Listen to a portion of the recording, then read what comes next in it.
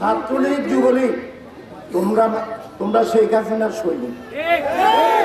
যে যারা ঢাকাতে মারামারি করে বাড়িতে আসছে, দয়া করে লিস্টটা হয় আমাকে দিবা, নয় ওসিকে দিবা। তারা ঢাকা শহরে গিয়ে তারা ঘরে ঘরে আওয়ামী লীগের নেতা এবং পুলিশকে খোঁজ করছে। আমরাও এখন গ্রামে গ্রামে তাদেরকে খোঁজ করছি।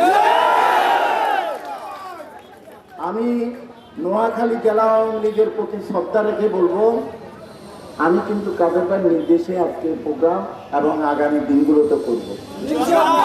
আপনারা, আমি আপনাদেরকে বলবো, যদি আমি আজকের ব্যানারে লেখা আছে শান্তি ও ঐক্যর সমাবেশ, আমি কাউকে মাইনাস করে রাজনীতি করতে চাই না। আমি ঐক্যের জন্য ডাক দিয়েছি।